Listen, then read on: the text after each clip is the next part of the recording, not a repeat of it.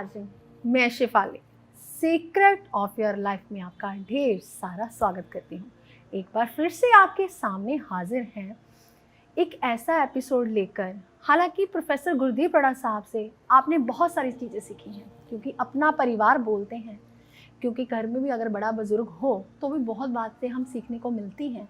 लेकिन मैंने भी बहुत कुछ सीखा आपसे, मैंने आपसे भी बहुत कुछ सीखा, मैंने प्रोफेसर गुरदीप बड़ा साहब से भी बहुत कुछ सीखा। क्योंकि प्रोफेसर साहब ने क्या किया, प्रकृति में बैठना शुरू कर दिया। नेचर हमें बहुत कुछ सिखाती है, बहुत सारे सूत्र दे जाती हैं। तो बात करेंगे नेचर के ऊपर, बात करेंगे, ऐसी बात करेंगे क्योंकि हर बात में कुछ ना कुछ ट्विस्ट छोड़ा जाएगा, ताकि आपको ये ना लगे कि ऐसा कुछ नहीं है। क्योंकि कई बार लोग वीडियो स्किप कर देते हैं, कई बार ऐसा होता है नहीं यार ये तो बात पहले भी की हुई है, ऐसा कुछ नहीं लगेगा। आज का एपिसोड बहुत यूनिक लगेगा, आज का एपिसोड आपको बहुत इंटरेस्टिंग लगेगा। तो पहले स्वागत कर लेते हैं प्रोफेसर साहब का। तो प्रोफेसर बहुत बहुत स्वागत है आपका। नमस्कार प्रोफेसर साहब, बहुत सारी कंप्लेंट्स आ रही थी। प्रोफेसर साहब, आपका एपिसोड जो है वो 30 मिनट में पूरा हो जाता है, तो ये एपिसोड जो है वो हम 30 मिनट में हरगिज़ नहीं पूरा करेंगे। तो हम भी ये एपिसोड कम से कम 3-4 एपिसोड में कन्वे करें। क्योंकि कहने का भाव ये है, क्योंकि बहुत सारा ज्ञान जो आपके अंदर भरा पड़ा है, मैं चाहती हूँ पूरा परिवार, पूरी दुनिया आपसे ये लूट ले।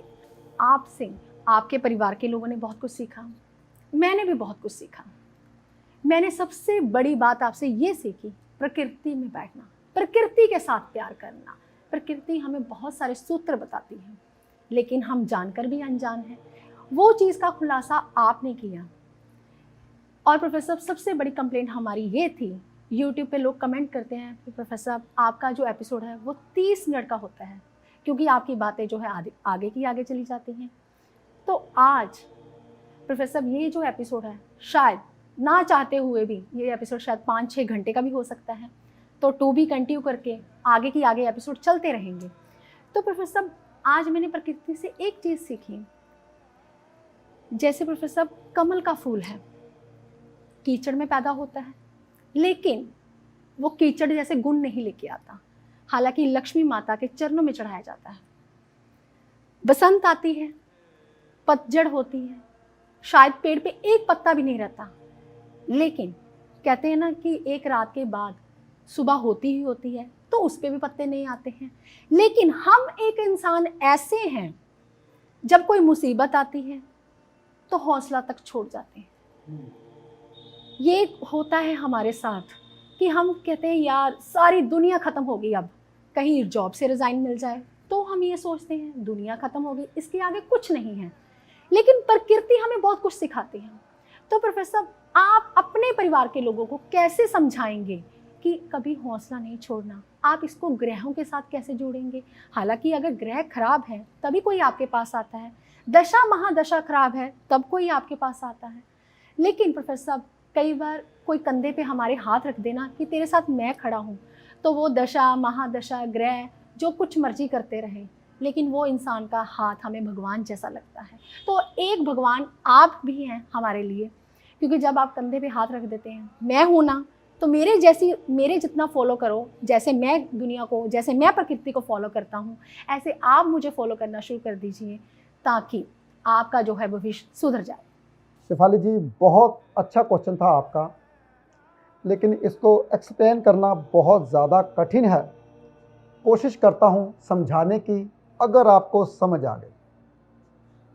कहते हैं मैं अपनी जितनी बुद्धि है थोड़ी सी, उस बुद्धि के मुताबिक आपको समझाने की कोशिश करूँगा, क्योंकि सवाल बहुत बड़ा है। एक कमल का फूल, देखिए बहुत अच्छी बात कही, वो बात मेरे घर कर गई। एक कमल का फूल कीचड़ में से निकलता है, लेकिन कीचड़ के गुण नहीं लेता। लक्ष्मी माता का प्रतीक उनके चरणों में चढ़ाया जाता है, भोले शंकर जी के चरणों में चढ़ाया जाता है। देखिए क्या बात है, और बहुत पवित्र माना जाता है। और वो कैसे पवित्र माना जाता है? वो नीचे से अपनी जड़ को एक, कहते हैं नाली, जैसे कि पाइप की तरह पानी पवित्र खींचता है, रहता कीचड़ में है, ऊपर पवित्रता छोड़ता है, खुशबू छोड़ता है और रहता कीचड़ में है। इसी तरीके से हम जिस माहौल में रहते हैं, जिस हम समाज में रहते हैं, उसकी आपके ऊपर हवा नहीं लगनी चाहिए। हवा तो सत्संग की लगनी चाहिए। सत्संग क्या है? जिस पे हम भगवान की बात करते हैं, जहां पे बैठ के हम एक लाइन भगवान की बोलते हैं, चाहे वो कहीं भी बैठे हो, वो सत्संग यानी कि सत्य का संग, जहां पे सत्य की बात की गई। देखिए देखिए, बहुत अच्छा क्वेश्चन था कि छोटा सा क्वेश्चन है कि इंसान समाज में रहते हुए भी अपनी आदतों को कैसे ठीक कर सकता है, यानी कि उस समाज की गंदी आदतें अपने ऊपर ना ले, खुशबू देता रहे कमल के फूल की तरह। जिस समाज में मर्जी रहो, लेकिन उस समाज की आपको हवा ना लगे। देखिए, हवा किसकी लगे? सत्य की, सत्संग की। अगर आपको ये एपिसोड अच्छा लगता है, सबसे पहली बात ये मैं जरूर बोलूँगा, क्योंकि ये बात बहुत बड़ी भी जो मैं बोलने वाला हूँ, अगर एपिसोड अच्छे लगते हैं तो उसको शेयर जरूर किया कीजिए। मुझे एक बात बोलूँ, हम तो बातें बहुत करते हैं। क्या मेरे परिवार जो मेरे साथ 50,000 के तकरीबन हमारे जो परिवार बढ़ चुका है, मैं 50,000 तक ही पहुंचा हूं। सिर्फ मुझे ऐसा लगता है मेरी आवाज़ करोड़ों तक जानी चाहिए। तो ये आवाज़ कैसे जाएगी मुझे नहीं पता। ये तभी जा पाएगी अगर आप किसी का भला दिल से करना चाहते हो। जो मैं बातें बोलता हूं, ये प्रैक्टिकल बातें बोलता हूं। मैं कभी ऐसी बात नहीं बोलता जो बिना प्रैक्टिकल के हो। आज मैं शेफाली जी को बता रहा था, मैंने कहा शेफाली जी आज मैं सुबह सुबह कभी कभी एक रोटी खा लेता हूँ, कभी 1.5 भी खा लेता हूँ। भाई 1.5 से 2 नहीं खाता, क्योंकि मैं नहीं चाहता कि मेरा पेट बहुत बढ़ जाए और मैं ऐसे बैठा हूँ तो बुरा लगे, क्योंकि मैं नहीं चाहता। इसलिए मैं बहुत कम खाना खाता हूँ। तो मैं खाना खा रहा था, तो खाना खाते खाते एकदम से ना मेरी आंखों में पानी आ गया। मेरी बहू मेरे से पूछने लगी, कहती क्या पापा जी आप क्या सोच रहे हो? मैंने बोला कि इंसान ने खाना सिर्फ एक रोटी है, झंझट इतने सारे, जाना है, वहाँ जाना है, ये करना है, वो करना है। भगवान क्या करवा रहा है मुझसे कि एक रोटी खाने के लिए मुझे इतना भागना पड़ता है? मैं किसके लिए करता हूँ? मेरे दिमाग में बहुत सारे क्वेश्चन आ गए एकदम से। आज ही हुआ है। कभी एक बात जिंदगी में याद रखिए शिवाली, जब भी किसी इंसान के साथ बुरा होता है ना, तो उसका ये मतलब होता है कि हमारा अच्छा वक्त आ गया। यही बात है। अगर किसी के साथ बुरा होता है तो समझ लीजिए हमारा अच्छा वक्त आ गया। कैसे? देखिए, जब भी आज मैं ये सोच रहा था, ये सोच के बातें कर रहा था कि यार इंसान क्या है। जैसे कि हमने नेचर में बैठना शुरू कर दिया, ये हमारा दरवाज़ा खुला हुआ, सामने हमारे पार्क है, हमने पूरी गर्मियां एसी नहीं छोड़ने, हमने सिर्फ एक कूलर ला दिया, कूलर हमारा बाहर पड़ा है, ठंडी हवा हमें दे रहा है बस। और कम सर्दी में हमें रहना है, हमें थोड़ा थोड़ा पसीना आना चाहिए। जो अगर थोड़ा थोड़ा पसीना आपको आएगा तो समझ लीजिए आप अपनी बीमारी को बाहर निकाल रहे हो। हमारी 40 पौड़ियां हैं नीचे से ऊपर तक।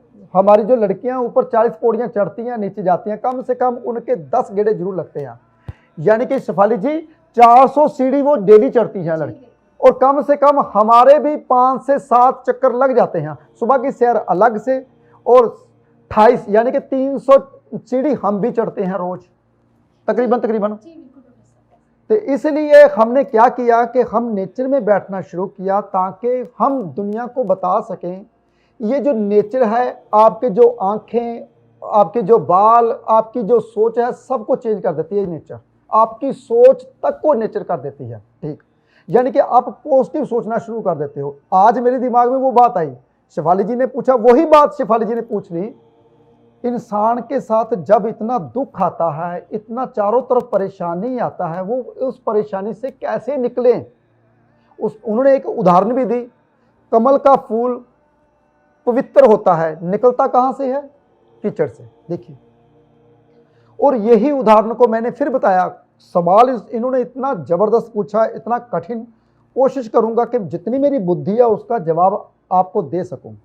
लेकिन हाँ, इस जवाब का तभी फ़ायदा होगा अगर आप दूसरों को शेयर कीजिए, और हमें कमेंट में जब भी आप कोई बात लिखते हो हमारा उत्साह बढ़ता है, हम खोज और करते हैं ताकि आपके लिए और भी अच्छी से अच्छी बातें कर सकें और अच्छी से अच्छी बातें आपके सामने लेकर आ सकें ताकि दूसरों का भला हो सके। जी प्रोफेसर, माफ़ी चाहती हूँ आज आपसे, क्योंकि आप बार बार कह रहे हैं, बार बार इतना फोकस कर रहे हैं, क्योंकि आपके एपिसोड बहुत ज़्यादा यूनिक होते हैं, बहुत ज़्यादा अच्छे होते हैं।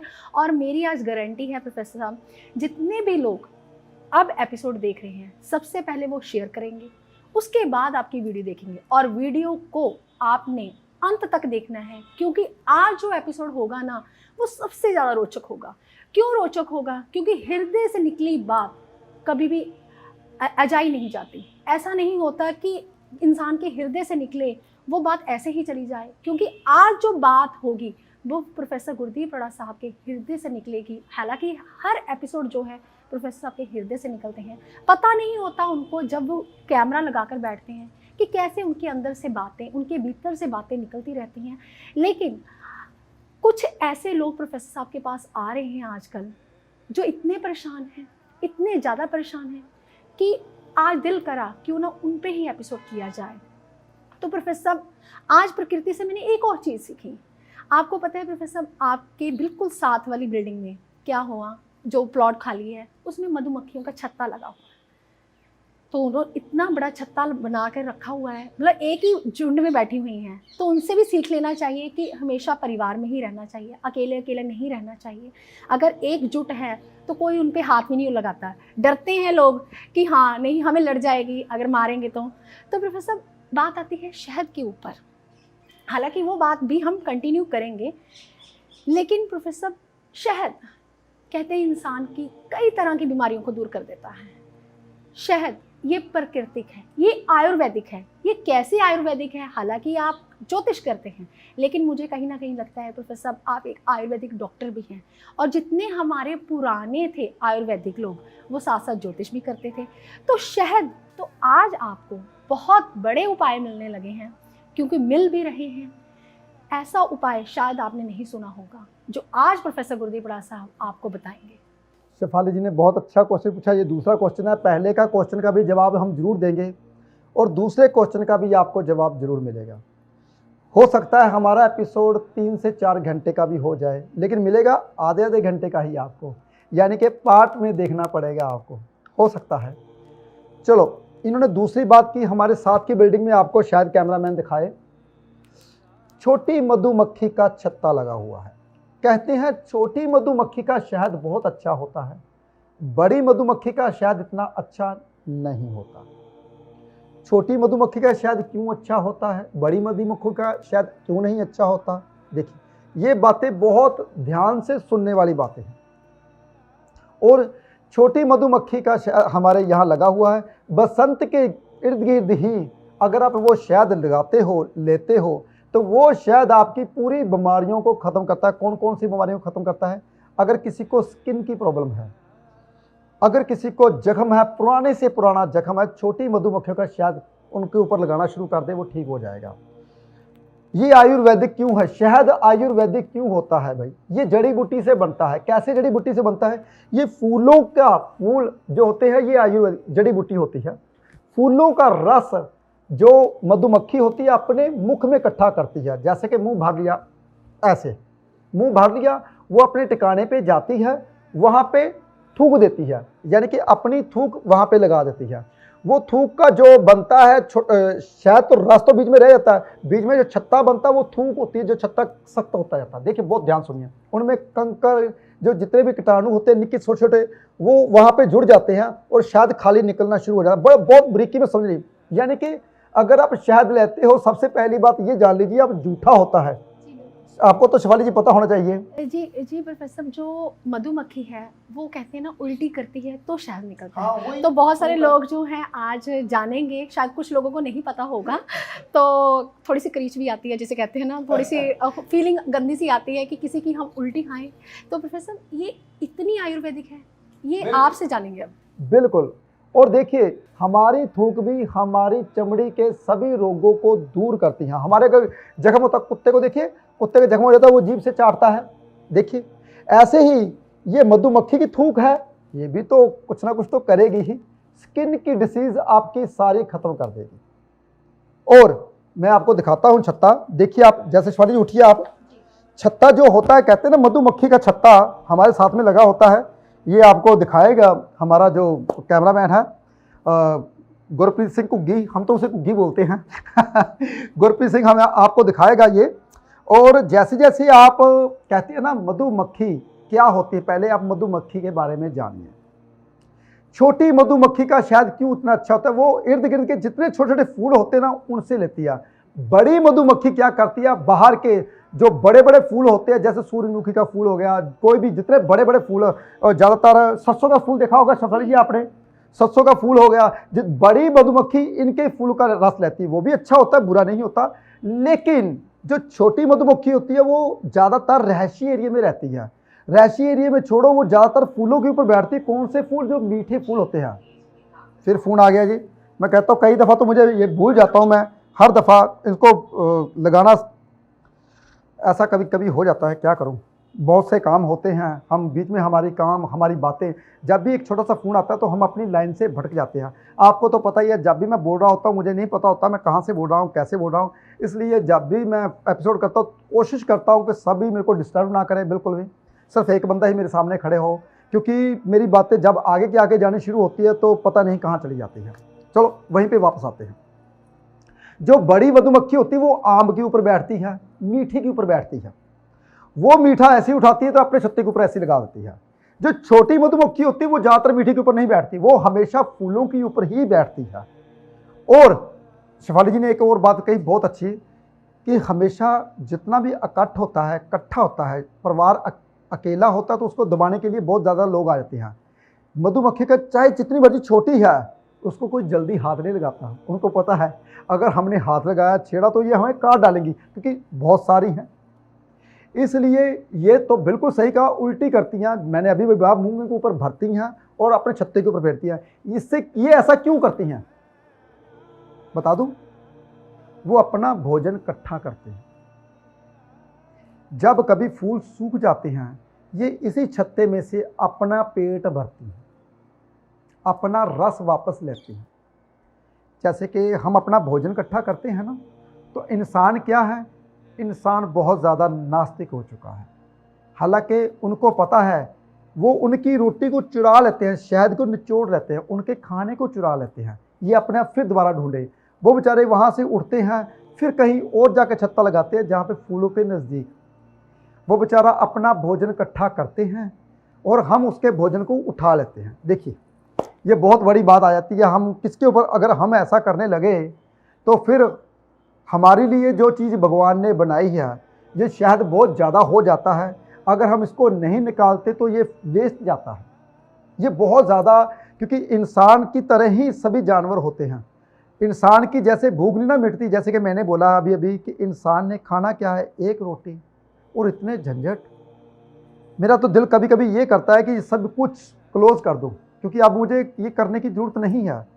लेकिन क्या करूं, अगर मैंने क्लोज कर दिया सब कुछ, ये जो ज्ञान की बातें मैं इकट्ठी करता हूँ वो कैसे आप तक पहुँचेंगी, वो कैसे आप तक जाएंगे। जीना चाहते हो, अगर आप जीना चाहते हो, नेचर को साथ लेकर चलते हो, तो ज़िंदगी में कभी ज़िंदगी में कोई प्रॉब्लम आपको नहीं आती। आप इसी तरह मुस्कुराते रहोगे, 120 साल की दीर्घ आयु लेकर जाओगे, इससे कम नहीं। हम क्या करते हैं, हम अपने काम काज में इतना फंस जाते हैं, हमें ये नहीं पता होता कि हम लाइटों में बैठे हैं, हमें ये नहीं पता होता कि बाहर की नेचर की हमें हवा भी नहीं आ रही, हमें ये नहीं पता होता कि हमने खाना कब है, हमें ये नहीं पता होता कि जहाँ हम किधर रहे होते गाड़ी हमारी अपने आप इधर मुड़ जाती है। देखिए आजकल तो ऐसे होता है लोगों के साथ, जब वो मेरे साथ आते हैं। शिफाली जी कई दफ़ा तो मुझे ऐसा लगता है कि जब महंगाई अब आसमान छूने लगी है तो कई दफ़ा मुझे भी लगता है कि मैं भी सब कुछ छोड़ के ना, बस आज मैं बात कर रहा था शिफाली जी से, मैंने कहा शिफाली जी हम ना गाड़ी गुड़ी अब छोड़ देते हैं, मैं साइकिल पे आया करूँगा, लोगों को शायद मेरे से कुछ सीखने को मिल जाए। क्योंकि अगर मैं साइकिल पे मैं आऊँगा तो आपको पता चलेगा यार प्रोफेसर साहब इतने बड़े होकर भी साइकिल पे आते हैं। वो इसलिए नहीं कि मैं पेट्रोल बचाने के लिए आता हूँ, इसलिए आऊँगा शायद मेरे जैसे अगर लोग ऐसा करने लगे तो शायद हमारे देश की जो अवस्था है वो धीरे धीरे ठीक होनी शुरू हो जाए। अब आजकल हमारे देश की अवस्था भी ठीक नहीं है। मुझे मेरी आंखें नम हो जाती हैं जब लोग आकर मेरे साथ बोलते हैं प्रोफेसर साहब बस अब तो ज़िंदगी काट नहीं रहे, अब ज़िंदगी हमारी ख़त्म हो रही है। पहले हम ज़िंदगी काट रहे थे, जीना तो भूल गए, ज़िंदगी जीते कैसे हैं। देखिए जी प्रोफेसर साहब, अभी आपने बोला कि मैं साइकिल पे आऊँगा तो थोड़ा सा अजीब ही लगा, लेकिन अच्छा भी लगा। अगर मन में सोचा जाए तो सबसे बड़ी बात तो प्रोफेसर साहब आप तो सबका नुकसान कर दोगे। जिम बंद हो जाएंगे, इंसान फिट हो जाएगा, तो जो ट्रैफिक है वो भी ख़त्म हो जाएगा, एक्सीडेंट जो होते हैं वो भी बंद हो जाएंगे, और सबसे बड़ी चीज़ है इंसान तंदुरुस्त हो जाएगा, डॉक्टर के पास नहीं जाएगा। जी मतलब आप सबका पेशा बंद करने वाले हैं। नहीं, सबको कोशिश करता हूं कि सबको मैं तंदुरुस्त रख सकूं, और किसी बहाने में अगर मैं करूंगा। देखिए आजकल तो गर्मी बहुत ज़्यादा बढ़ने वाली है, गर्मी से पहले पहले कोशिश करूंगा मैं अपने ऑफिस में ऐसे ही आऊं, कोशिश करूंगा मैं, क्योंकि अगर आप गर्मी में नहीं चलते तो आपका जो कहते हैं ना सिस्टम, इम्यून सिस्टम, वो कमज़ोर रहता है, उसको पावर देनी बहुत ज़्यादा ज़रूरी होती है। अगर उसको पावर नहीं दोगे तो आप लड़ाई से, गर्मी से, और कहते हैं ना कमजोरी से, डर से इंसान की जल्दी मृत्यु होती है। डर किस चीज़ का? ये नहीं डर ये भी होता है गरीबी का, डर ये भी होता है मैं सब कुछ चला ना जाए, डर ये भी होता है। तो ये सिस्टम भी आपका सही होता है अगर आप गर्मी में काम करते हो। तो शायद इसी बहाने मैंने सोचा है, मैंने भी सोचा है, मैं करूँगा ज़रूर।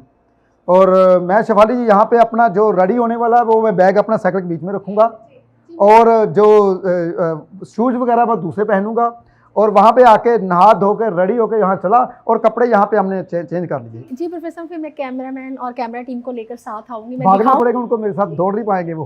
अपने परिवार के लोगों को दिखाऊंगी भी। और प्रोफेसर बात आती है शहद के ऊपर, अभी इतना बड़ा टॉपिक आपने बड़ा जल्दी से ख़त्म कर दिया।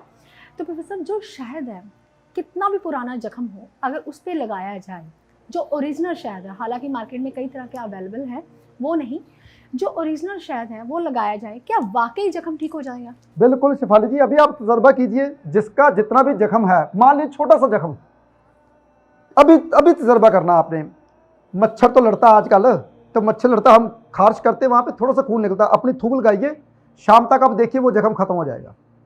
यानी कि आपकी थूक में इतने ज़्यादा पौष्टिक तत्व होते हैं, कहते हैं जो ब्रहा मिंडे सो ही तत्पिंडे, हमारे ग्रंथों में लिखा हुआ है, जो ब्रह्मांड में है वो ही हमारे शरीर में है। भाई ऐसे नहीं हमारे ग्रंथों में लिखा गया।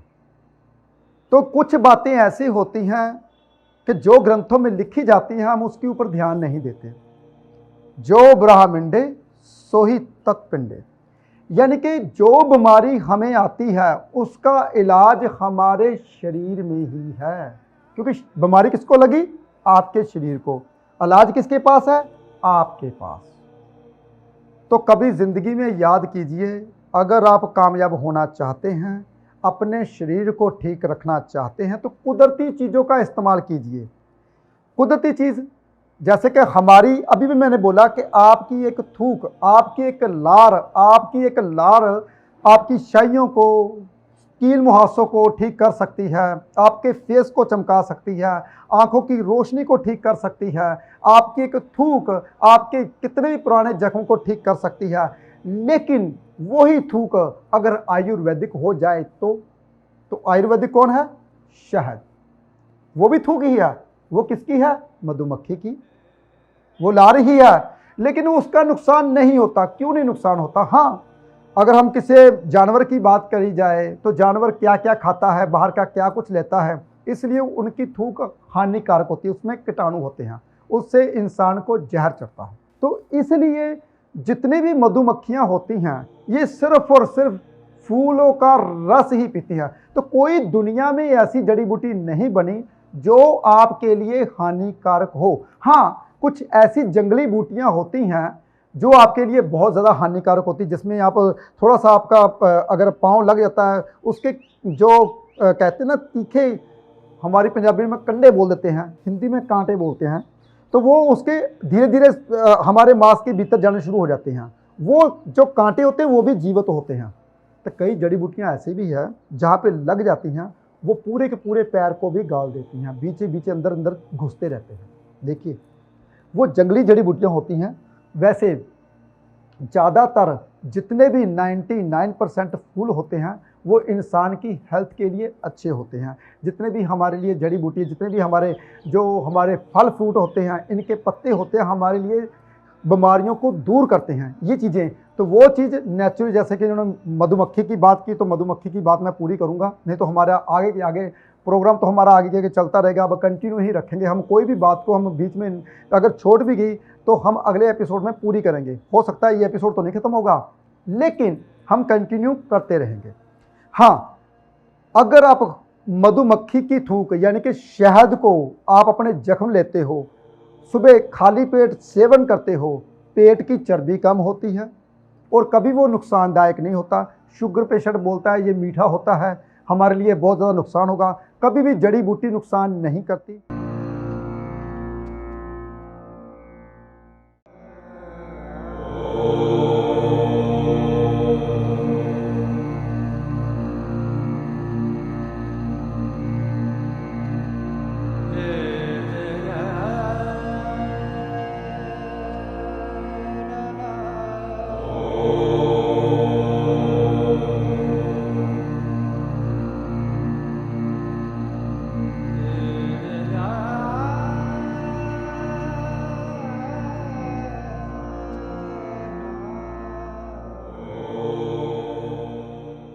सूर्य मणि यंत्र के रूप में आपके सन्मुख लेकर आए हैं प्रोफेसर गुरदीप अरोड़ा जी। पूजा विधि से अभिमंत्रित कर प्रोफेसर गुरदीप अरोड़ा जी ने सूर्य मणि यंत्र को तैयार किया है। जो इंसान फोबिया यानी डर की बीमारी से पीड़ित है उन्हें निडर बनाता है। जो रोज सूर्य मणि यंत्र के दर्शन करता है, यह सूर्य मणि यंत्र आपको कामयाबी की बुलंदियों तक पहुंचाता है।